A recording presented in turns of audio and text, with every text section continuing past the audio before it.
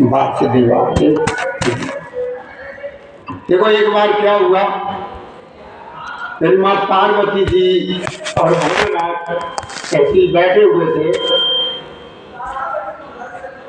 तो माँ पार्वती और भोलेनाथ खेल खेलने लगे, जैसे सार बोलते हैं।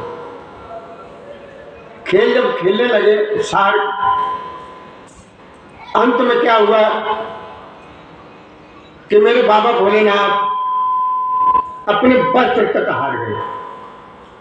अपने वस्त्र जब हार गए तो एकदम वो निवस्त्र हो गए, यानी नग्न अवस्था में हो गए। जब नग्न अवस्था में जब हो गए, अब कपड़े तो सारे मां पार्वती ने जीत लिया, उनके पास रखने के लिए कुछ रहा ही नहीं। कपड़े भी जो थे वो भी उतार कर दे दिए। अब भोलेनाथ तो बिल्कुल निवस्त्र हो गए। जाए तो जाए कहाँ, कैसे किस तरीके से जाए। तो जो गणेश भगवान और कार्तिकेय महाराज ने जब उनको ये देख लिया तो अपनी माँ से कहा कि माँ, आज पिताजी क्या बात है, आज किस तरीके से ऐसे घूम रहे हैं और किसी के सामने नहीं पड़ रहे क्या। तो माँ ने उन्हें बताया कि देखो बेटा, ऐसा है, तुम्हारे पिताजी और हम दोनों जने सार खेलने बैठे थे, तो सार में सब कुछ हारते गए। अंत में उनके पास जो वस्त्र थे वो भी उन्होंने लगा दिए, वो भी हार गए। अब वो निवस्त्र हो गए। तो पिताजी से उन्होंने कहा कि पिताजी जो ना, तुम माँ से अपनी जो है ना हार स्वीकार कर लो और वस्त्र जो है ना पहन। तो भोलेनाथ कि जो ज्यादा अनुयायी थे, बहुत ज्यादा ही प्रेम करते थे, तो भोले बाबा को जब निवस्त्र देखा, यानी नंगी जब देखा है, तो उसी समय से न जो है ना उन्होंने नागा वंश धारण कर लिया। क्या कर लिया? नागा वंश। और वो आज भी चला आ रहा है। तो हमारे आप लोगों ने देखा होगा, इनका एक अलग ही होता है। जो साधु संत जो बिल्कुल निवस्त्र होते हैं एकदम, उनका वंश मेरे भोलेनाथ से ही चला। कहां से चला है नागा वंश? ये शंकर जी से चला। इस वंश के देने वाले मेरे बाबा भोलेनाथ हैं। ये कोई वंश गलत नहीं है, ना समझे ये नागा बाबा गलत होते, ये भोलेनाथ के ही सब अनुयायी हैं। और माँ पार्वती के साथ भोलेनाथ चौरस खेले थे, उसमें ये वस्त्र हार गए, तब ये निवस्त्र हो गए। तो तब से ये नागा वंश चला। इसमें किसी तरीके का कोई विचार किसी को नहीं मानना चाहिए कि ये बाबा लोग कहते हैं, कहते नहीं है। ये मेरे भोलेनाथ के वंशज है सब। जिसका कोई वंश नहीं, जिसका कोई भी वंश न हो, वो है मेरे भोलेनाथ के वंश। जिसका कोई भी वंश न हो उसके भोलेनाथ वंशज है। और जिसका कोई पिता न हो, कोई सहारा न हो, उसके मेरे बाबा भोलेनाथ सहारा है और भोलेनाथ का ही वो वंश का।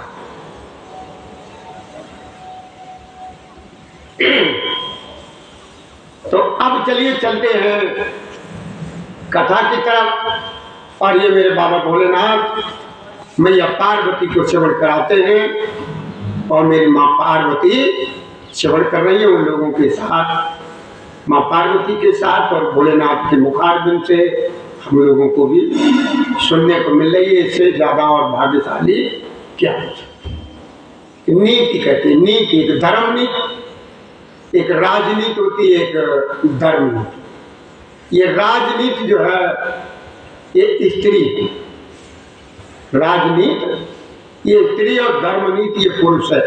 इन दोनों का होना ये बहुत जरूरी होता है, धर्मनीति और राजनीति। और आजकल जो ना नीति का ही समय है, हर काम नीति से ही होता है, चाहे धर्मनीति से हो चाहे राजनीति। चलिए कथा को सुनते चलते हैं।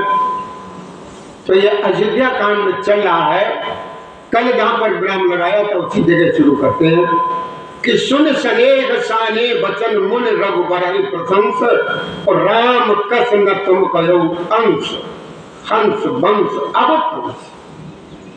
तो बाबा ने क्या लिखा है चौपाई में तुलसीदास जी ने और दोहे में कि सुन सने, यानी प्रभु श्री रामचंद्र जी के प्रेम में सने हुए वचनों को सुनकर आज गुरु वशिष्ठ जी ने श्री रघुनाथ जी की प्रशंसा करते हुए कहा कि हे राम, भला आप ऐसा क्यों न कहें, आप सूर्य वंश के भूषण जो है।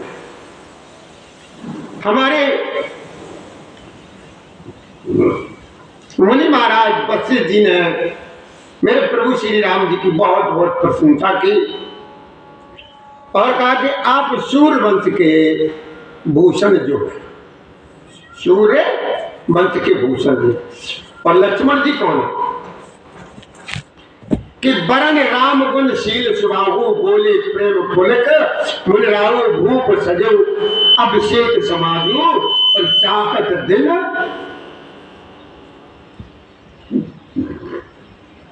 मेरे राम जी को, प्रभु श्री जी को दशरथ जी क्या देना चाहते हैं? युवराज बनाना चाहते हैं, यानी अयोध्या का राजा बनाना चाहते हैं दशरथ जी और अयोध्या की सारी जनता। ये कौन कह रहा? ये वशिष्ठ जी कह रहे कि बरन राम गुण शील सुबाहु, बोले प्रेम पुलक मुन राहु, भूप सजो अभिषेक समाजु, और चाहत देन तुम्हें युवराज। भोलेनाथ में ये पार्वती को ये कथा श्रवण कराते हैं और कहते हैं कि देखो मां, प्रभु श्री रामचंद्र जी के गुण शील और स्वभाव का बखान करके जो है ना मुनिराज प्रेम से एकदम पुलकित हो करके बहुत आनंद में है इस समय वशिष्ठ जी। तो आनंदित होकर के बोले हैं कि हे रामचंद्र जी, राजा दशरथ जी ने राजभिषेक की तैयारी की है और वे आपको युवराज पद देना चाहते हैं। बोलो भैया जय श्री राधे। कि राम करऊ सब संयम आजू, और जो विधि कुशल निभाए काजू, गुरु सुख दे राय पै गयू, और राम हृदय अस विस्मय। अब देखिए, जब प्रभु श्री राम जी ने जब सब कुछ जब सुना है तो राम जी को कुछ विस्मय हुआ।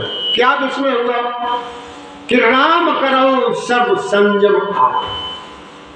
भोलेनाथ मैया पार्वती को ये कथा स्मरण कराते कहते हैं कि हे राम जी, आज आप उपवास हवन आदि विधि पूर्वक सब कार्य कीजिए, जिससे विधाता कुशल पूर्वक इस काम को पूर्ण करा दे, यानी सफल कर दे। और गुरु जी की शिक्षा,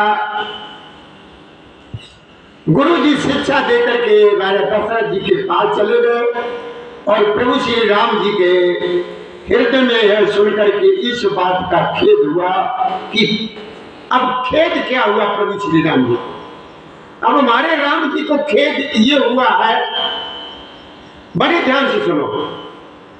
हमारे प्रभु श्री राम जी कहते हैं कि देखो भाई, कि जन्मे एक संग सब भाई। राम जी क्या कहते हैं कि जन्मे एक संग सब भाई, और भोजन सैन केल लड़काई, करण वेद उपवीत बिहार, और संग संग सब बयुछा।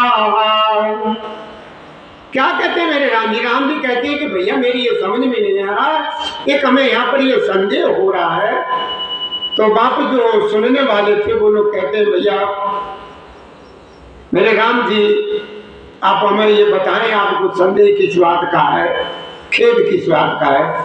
तो राम जी ने कहा कि हमारी एक बात समझ में नहीं आती है कि हम चारों भाई एक साथ जन्मे, एक साथ खाना खाते हैं, एक साथ खेलते करते हैं, एक साथ ही रहते हैं, उपवीत हुआ और विवाद हुआ, लेकिन मेरी ये समझ में नहीं आया कि राज तिलक जो है ना हमको ही क्यों दिया जा रहा, क्यों किया जा रहा, युवराज पद हमको ही क्यों दिया जा रहा। और भी तो भाई है, जब एक साथ हम जन्म लिए, एक साथ रहे, एक साथ खेले, एक साथ भोजन, एक साथ गुरु जी की शिक्षा लेने गए, एक साथ साथ सब कुछ किया, तो सबका बराबर है। हमको ये राज तिलक क्यों किया जा रहा, क्यों युवराज पद दिया जा रहा कि विमल वंश है अनुचित हेतु बंद बिहाई बड़े अभिषेकु प्रभु से प्रेम पछतान स्वाई और हरऊ भगत मन की कुटिर। हमारे राम जी तो बहुत साधारण, इसीलिए इनको जो है मर्यादा पुरुषोत्तम राम का, कि उनके ऊपर किसी प्रकार का कोई फर्क नहीं है। इन्हें को तुम अगर राजा बना दो तो ये नहीं कि राजा बन गए, और इनका राजपद छीन लो तो ये नहीं कि हमसे जो ना किसी ने राजपद छीन लिया। इनके लिए जैसा घर है वैसे ही जंगल है, सब कुछ एक समान, बिल्कुल बिल्कुल। इन्हें इसीलिए जो है ना इनको जो ना मर्यादा पुरुषोत्तम राम, यानी पुरुषों में उत्तम, पुरुषों में श्रेष्ठ, इसीलिए इनको जो ना लिखा गया। पर इस निर्मल वंश में यही एक अनुचित बात हो रही है। मेरे राम जी स्वयं कह रहे हैं, इस वंश में यानी सूर्य वंश में एक यही काम ये गलत हो रहा है कि और सब भाइयों को छोड़ करके राजभिषेक एक बड़े का ही यानी मेरा ही होता है। तुलसीदास जी कहते हैं कि प्रभु श्री रामचंद्र जी का यह सुंदर प्रेम पूर्ण पछतावा भक्तों के मन की कुटिलता को हरण कर लेता है। जय श्री राम। अगर प्रभु श्री राम जी की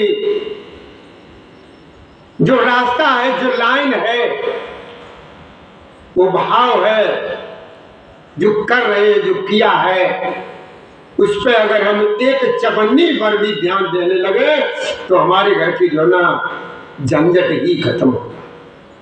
एक चवन्नी पर अगर ध्यान देने लगे प्रभु श्री राम जी के पद चिन्हों पर तो हमारे घर की लड़ाई झगड़े कान कलेश बड़े छोटे का ये सब बंद। अब उसी समय कौन आ गया, ये बातचीत कर ही रहे थे, चल ही नहीं, तो उसी समय कौन आ गया, लक्ष्मण जी आ गए कि तेई अवसर आए लखन मगन प्रेम आनंद और सन्माने प्रिय वचन कहे रघुकुल कैरव। तो मेरे बाबा भोलेनाथ मैया पार्वती को कथा ये श्रवण कराते हैं, क्या कहते हैं कि देखो माँ, उसी समय प्रेम और आनंद में मगन लक्ष्मण जी आए और रघुकुल रूपी कुमुद को खिलाने वाले चंद्रमा प्रभु श्री रामचंद्र जी ने प्रिय वचन कहकर के उनका सम्मान किया।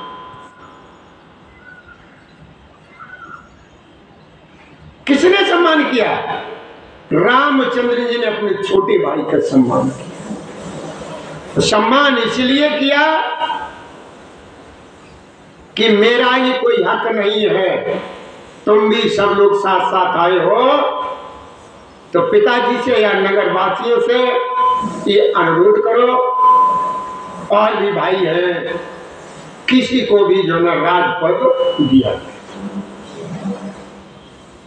और राजपद तो होना ही नहीं है, तो सबको मालूम है कि राजा दशरथ जी स्वयं अपने मुख से कहकर के आए थे, जिसे सौंपी गई है, जिसके पीछे ये सब कुछ हुआ है, दशरथ जी स्वयं अपने मुंह से कहकर के आए थे।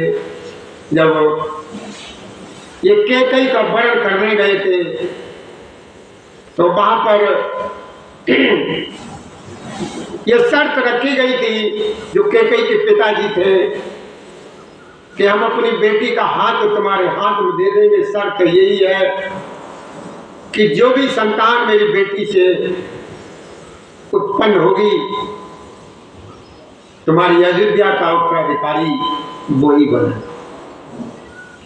दशरथ जी साफ जानते थे, सब कुछ जानते थे कि ये पूर्ण नहीं हो रहा, फिर जो है ना जनता को सिखाने के लिए, जनता को ये बताने के लिए कि हमें कोई गलत न कह देते, इसलिए सब कुछ कहा। 1 मिनट का भैया हम कथा में विराम लगाएंगे, उसके बाद कथा को फिर आगे बढ़ाते हैं। जय श्री राधे, जय श्री कृष्ण, श्री कृष्ण गोविंद हरे मुरारी, हे नाथ नारायण वासुदेवाय नमः। ये प्रभु श्री राम जी की कथा एक ऐसी कथा है जो इसको मन लगा करके सेवन करता है, उसके सारे मनोरथ जो ना मेरे प्रभु श्री राम जी, जानकी जी और भोलेनाथ मैया पार्वती साहब उनके पूर्ण करते हैं, पूर्ण करते हैं।